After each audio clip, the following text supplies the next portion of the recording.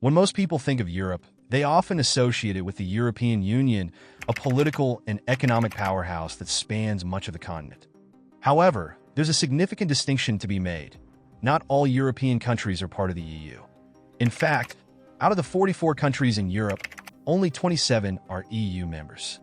Interestingly, 3 countries, Norway, Iceland, and Switzerland, are intrinsically linked to Europe in terms of geography, culture, and economics. Yet they have chosen to remain outside the EU. But why is that? In today's video, we'll explore the reasons behind why these 3 nations, so closely tied to the EU, have decided to stay out, their geographical positioning, historical context, economic considerations, and the political sentiments that have influenced their decisions.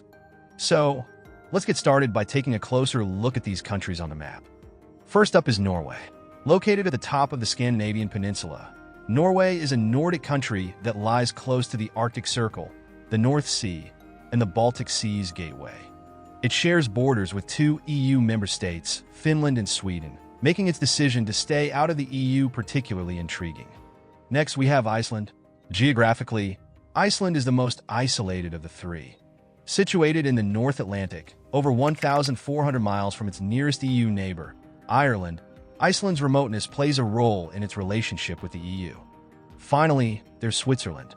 Often overlooked, Switzerland is a landlocked nation at the heart of Europe, surrounded by EU heavyweights like France, Germany, Italy, and Austria. Despite its central location, Switzerland has steadfastly maintained its independence from the EU. Now that we've situated these countries geographically, let's delve into the historical and political reasons behind their decisions not to join the EU. Norway's journey with the European Union dates back to the early 1960s.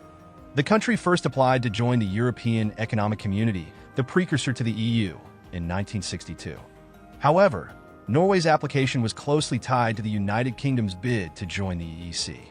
When France's President Charles de Gaulle famously vetoed the UK's membership in 1963 and again in 1967, Norway's application was indirectly derailed. By 1972, after successful negotiations, Norway held a referendum to decide on EEC membership. However, the Norwegian people rejected membership, with 53.5% voting against joining. A similar scenario unfolded in 1994, when a second referendum saw 52.2% of Norwegians voting against EU membership, albeit by a narrower margin. So, why has Norway been so hesitant to join the EU? The answer lies in several key concerns. 1. Fishing industry. Norway's economy heavily depends on its fishing industry. The country's vast and resource-rich waters are crucial to its economic well-being. Joining the EU would mean adhering to the Common Fisheries Policy, CFP, which allows EU member states to fish in each other's waters under specific conditions. For Norway, this would mean relinquishing some control over its fisheries, a prospect that many Norwegians find unacceptable. 2. Natural resources. Norway is rich in natural resources, particularly oil and gas. Many Norwegians fear that joining the EU would undermine their control over these resources, leading to potential economic disadvantages. 3. Sovereignty. A significant portion of the Norwegian population is wary of ceding any degree of sovereignty to the EU. The idea of decisions being made in Brussels rather than in Oslo is a sticking point for many. Given these concerns, Norway has maintained its status as a non-EU member, despite its close ties to the Union. Iceland's relationship with the EU has been shaped by both economic and political factors. In 2009, in the wake of the global financial crisis, Iceland applied to join the EU. The financial meltdown had devastated Iceland's economy, leading many to believe that EU membership could offer greater financial stability. However, the political landscape shifted in 2013, and with it, Iceland's enthusiasm for EU membership waned. The new government, more skeptical of EU integration, put the application process on hold.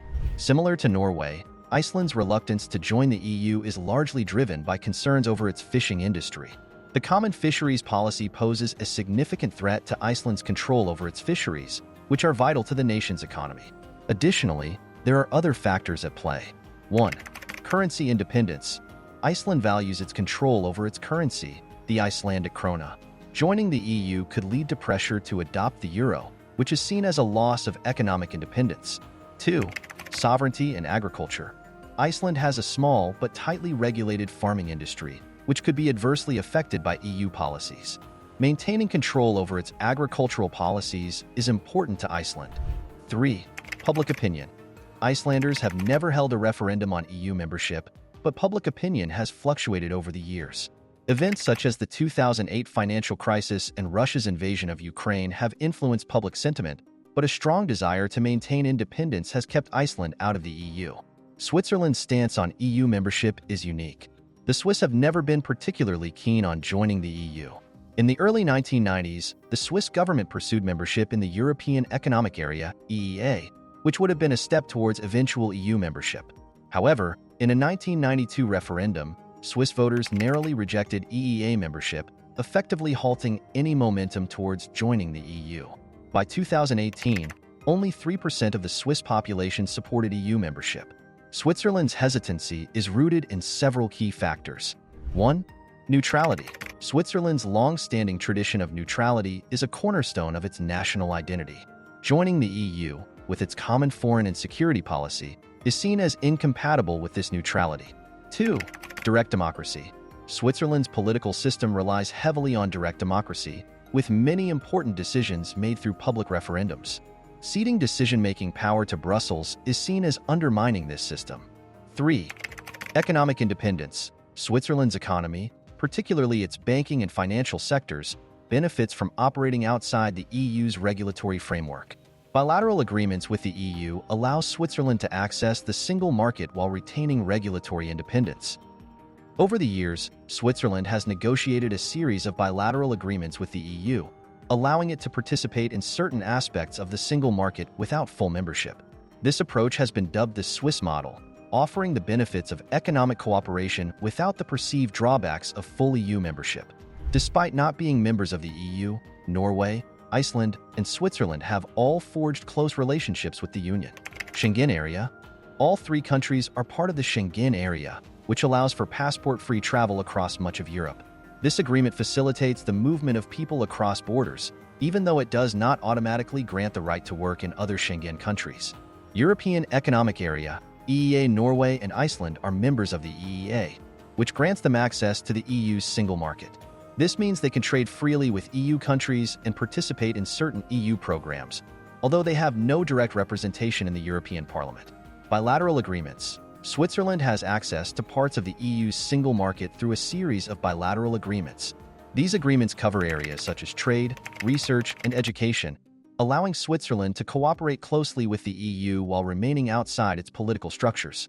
All three countries are also members of the European Free Trade Association, EFTA, alongside Liechtenstein. EFTA was established in 1960 as an alternative to the then European Economic Community, which eventually evolved into the EU. While many of the original EFTA members have since joined the EU, these four countries have remained, maintaining their economic ties while preserving their political independence. So, which of these countries is most likely to join the EU in the future? While it's impossible to predict with certainty, current trends suggest that none of these three nations will be joining the EU anytime soon. Switzerland. Switzerland appears the least likely to join the EU. Public opinion is strongly against membership, and the country's commitment to neutrality and direct democracy makes EU membership a difficult sell. Iceland. Of the three, Iceland is the most likely to join the EU, although the chances remain slim. The country's integration into the EEA and its economic ties to the EU are strong, but concerns over fisheries and currency independence continue to hold back full membership. Norway. Norway is firmly entrenched outside the EU, with little appetite among the public for another membership referendum. The country's control over its natural resources and fisheries remains a significant barrier to EU integration. So, while these three nations have strong ties to the EU and participate in many of its agreements, their unique political, economic, and cultural circumstances have led them to remain outside the Union. The EU, in turn, has other priorities, and these countries continue to thrive as close allies rather than full members. What do you think? Should these countries consider joining the EU in the future, or are they better off staying out? Let us know in the comments below. And if you enjoy videos about European politics and history, be sure to hit the subscribe button and give this video a thumbs up. Until next time, thanks for watching.